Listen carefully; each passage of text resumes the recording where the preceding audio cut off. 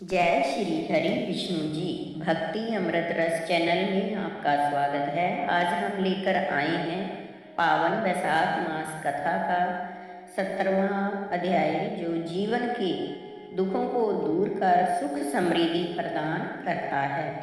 इस कथा को श्रद्धा से सुनने मात्र से भगवान विष्णु जी की विशेष कृपा प्राप्त होती है। तो आइए पूरे मन और श्रद्धा के साथ कथा का श्रवण करें। पूजा विधि: प्रातःकाल सुबह जल्दी उठकर स्नान करें, साफ वस्त्र धारण करें, पूजा स्थल साफ शुद्ध करके भगवान श्री हरि विष्णु जी की प्रतिमा के आगे घी का दीपक व धूप अगरबत्ती करें और श्री हरि विष्णु जी को फल फूल तुलसी दल अर्पित करें। कथा का श्रद्धा से पाठ श्रवण करें और इस मंत्र का जाप करें, ओम नमः भगवते वासुदेवाय। अंत में श्री हरि विष्णु जी की आरती करें। कथा: श्रुतदेव जी बोले, हे मुनिवर, मैंने वैशाख के सब धर्म सुने जो लोक परलोक दोनों में फलदायक हैं, परंतु सुनते सुनते अभी मेरी तृप्ति नहीं हुई है, क्योंकि जहाँ निष्कपट धर्म ही, जहाँ निर्मल विष्णु जी की कथा होती है, जिससे कानों को सुखदायक कथा सुनने से तृप्ति नहीं होती है, मेरे पूर्व जन्म के किए हुए पुण्य उदय हो गए हैं, जो आप आतिथ्य के उपदेश से मेरे घर पधारे हैं। आपके मुख से निकले परम अद्भुत अमृत रूपी वचनों को पान कर ऐसा तृप्त हुआ हूँ कि अब मैं न परमेष्ठ्य चाहता हूँ न मोक्ष। अतः भक्ति मुक्ति के दाता विष्णु भगवान को प्रसन्न करने का धर्म का विस्तार पूर्वक वर्णन करिए। राजा के इन वचनों को सुन महायशस्वी श्रुतदेव जी अति प्रसन्न हो फिर शुभ धर्मों को वर्णन करने लगे।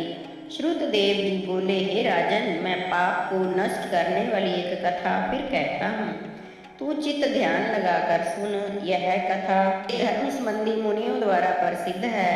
पंपा तीर पर एक शंख नाम का महायशस्वी ब्राह्मण सिंह के बृहस्पति में गोदावरी नदी के किनारे आया और भीमरथी के पास कंटक युक्त और पहाड़ी वन में गया, जिसमें न जल था न कोई मनुष्य। ऐसे वैशाख के ताप से कठिन मध्याह्न के समय वह ब्राह्मण वृक्ष की छाया में बैठ गया।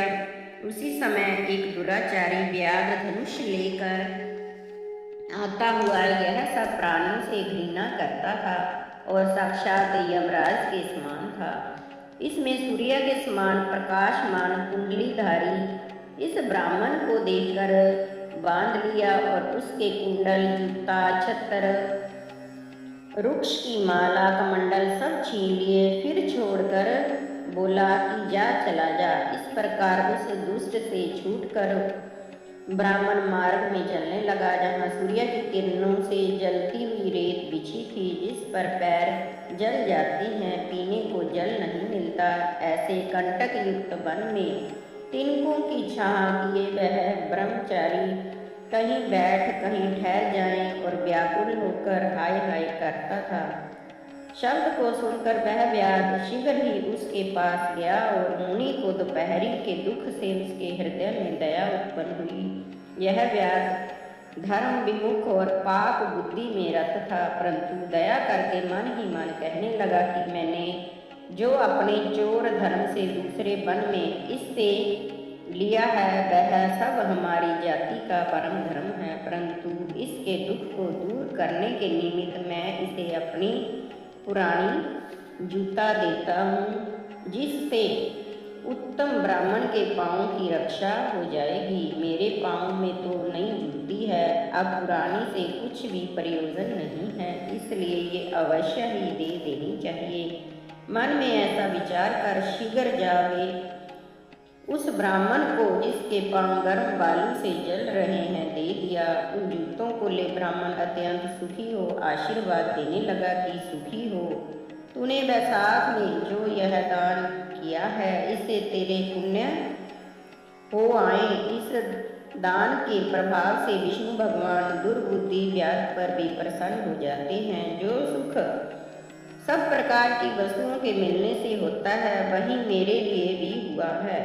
ऐसे वाक्य सुन व्याध अत्यंत विस्मित हो ब्रह्मनिष्ठ ब्रह्मवादी ब्राह्मण से बोला, हे महाराज, मैंने आपकी ही वस्तु आपको दी है, इसमें भला मेरा क्या पुण्य है? और तुमने जो वैशाख की प्रशंसा की है, हरि विष्णु भगवान जी प्रसन्न होंगे। हे ब्रह्मा, वह वैशाख कौन है और हरि कौन है, यह सब मुझे बताइए। धर्म क्या है और उसका क्या फल है? दयानिधे, मेरी इस सुनने की इच्छा है।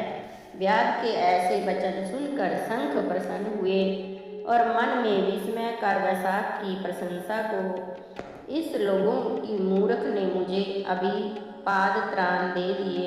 इसी दुर्बुद्धि में बड़ी विचित्र विषमता हुई। सब धर्मों का फल जन्मांतर में मिलता है, परंतु वैशाख के धर्मों का फल तत्काल मिल जाता है, क्योंकि पापाचारी दुर्बुद्धि दुरात्मा व्याध की भी दैव योग से पाद त्राण दान करने से सतबुद्धि हो गई है। जो काम विष्णु भगवान को प्रिय है और जिसमें निर्मल संतोष की प्राप्ति होती है, वही धर्म है। मनु आदि से लेकर सब धर्मवेत्ता उसी को धर्म कहते हैं। वैशाख मास विष्णु भगवान को अति प्रिय है। केशव भगवान जितने माधव मास के धर्मों से प्रसन्न होते हैं, उतने संपूर्ण दान और बड़े बड़े यज्ञों से प्रसन्न नहीं होते। धर्मों में इसके बराबर कोई धर्म नहीं।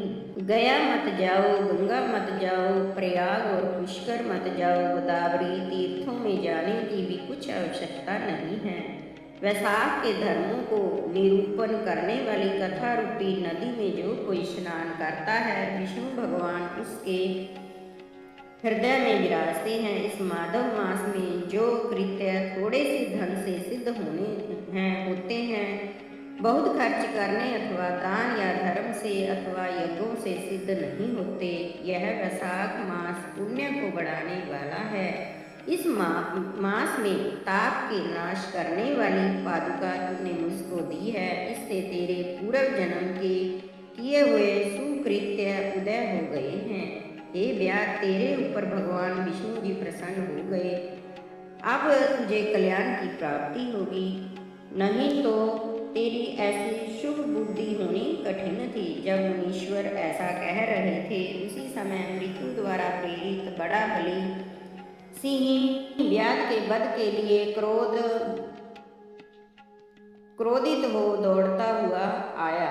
बीच में दैव योग से देव कल्पित हाथी को देखकर पहले उसको मारने का महान काम करने लगा। उस वन में उन दोनों सिंह और हाथियों का ऐसा घोर संग्राम हुआ कि दोनों थक कर गिर पड़े, युद्ध त्याग दिया और दोनों एक दूसरे को देखते पड़े रहे। और इधर मुनीश्वर ने जो कथा व्याध को सुनाई, जो सब पापों का नाश करने वाली है, दैव योग से उन दोनों ने भी वही कथा सुनी। इस कथा के सुनने से ही इनके शरीर निर्मल हो गए और सब पाप जाते रहे। पापों से छूट जाने के कारण तत्काल पशु योनि को त्याग कर वे स्वर्ग को गए। दोनों को दिव्य देह मिली और सुंदर सुगंधित चंदन आदि से लेपित दिव्य विमान में बैठे, जिनमें देवियां सेवा करती थी। वे दोनों सिर झुका हाथ जोड़े खड़े हुए। धर्मोपदेशक मुनीश्वर मार्ग में व्याध के लिए ऐसा भैरव देख विस्मित हो पूछने लगे, तुम कौन हो? तुम्हारा जन्म दुष्ट योनि में क्यों हुआ है और अकारण ही इस वन में एक दूसरे को मारने के लिए क्यों उद्यत हुए? तुम्हारी मृत्यु कैसे हुई? हे निष्पापो, सब कथा विस्तार पूर्वक मुझसे कहो। मुनि के ऐसा पूछने पर वे कहने लगे, मतंग मुनि के दंतिल और कोहल दो पुत्र हुए। शाप के दोष से दंतिल और कोहल ये दो नाम हुए। रूप यौवन से संपन्न संपूर्ण विद्याओं में विशारद हमसे धर्म और निपुण हमारे पिता हमसे कहने लगे, पुत्रों, मधुसूदन भगवान के प्रिय मास में मार्ग में एक प्याऊ लगवाओ और मनुष्यों की पंखों से हवा करो। मार्ग में छाया के स्थान बनाओ, अन्न और शीतल जल दान करो। प्रातःकाल स्नान कर भगवान जी का, विष्णु जी का पूजन करो, कथा सुनो जिससे संसार बंधन की निवृत्ति हो। इस तरह अनेकों प्रकार के वाक्यों से हमको समझाया, परंतु दुर्बुद्धि से हमारी समझ में कुछ भी नहीं आया। पिता के वाक्य सुनकर मुझे दंतिल को अत्यंत क्रोध आया और कोहल मदोन्मत्त हो गया। तब धर्म की लालसा वाले हमारे पिता ने क्रोधित हो श्राप दिया कि धर्म से विमुख पुत्र, कटु वाक्य कहने वाली स्त्री और अब्रह्म राजा को तत्काल त्याग दे। न त्यागे तो पापी हो, जो दक्षिणे से अथवा लोभ के वशीभूत हो इनका संसर्ग करते हैं, वे 4 मनवंतर तक नरक भोगते हैं। ऐसा विचार कर मद और क्रोध से परिप्लुत हम दोनों को शाप दिया कि हे दंतिल, तू अपने क्रोध के कारण सिंह की योनि प्राप्त करेगा और मदोन्मत्त के कारण कोलाहल को मतवाले हाथी की योनि मिलेगी। तब हम बड़े दुखी हुए और श्राप निवृत्ति के लिए प्रार्थना करने लगे। हमारी प्रार्थना सुन पिता ने श्राप मोक्ष का उपाय हमें बताया। तुम दोनों पशु योनि पाकर थोड़े दिन पीछे एक दूसरे को मारने के लिए उद्यत होंगे। उसी समय व्याध और शंख का वैशाख विषयक संवाद दैव योग से तुम्हारे कानों में जाएगा। तब तत्क्षण तुम्हारी मुक्ति हो जाएगी और साथ से पूर्व रूप धारण कर मेरे निवास करेंगे। मेरा वचन मिथ्या नहीं। पिता के इस शाप से हमको पशु योनि मिली। आपस में एक दूसरे को मारने की हमारी इच्छा थी। दैव योग से यहाँ चले आए और आपको दिव्य संवाद सुनाए।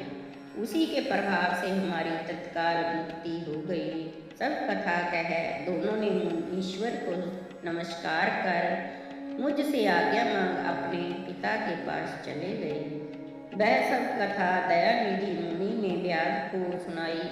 देखो वैशाख का कैसा महात्म्य है, इसके श्रवण का कितना बड़ा फल है। कोई क्षण भर भी इसे सुनता है उसे तत्काल मुक्ति मिलती है। जब मुनि ने इस प्रकार कहा तब व्याध अपने शस्त्र फेंक कृपालु, निष्पृह, प्रबल बुद्धि, विशुद्ध और पुण्य पात्र ऋषि से कहने लगा, जय श्री हरि विष्णु जी। यदि आपको यह पावन कथा पसंद आई हो तो वीडियो को लाइक करें, चैनल को सब्सक्राइब करें और बेल आइकन जरूर दबाएं। ऐसी भक्ति से भरपूर कथाओं के लिए जुड़े रहें भक्ति अमृत रस चैनल के साथ। जय श्री हरि विष्णु जी, जय मां लक्ष्मी।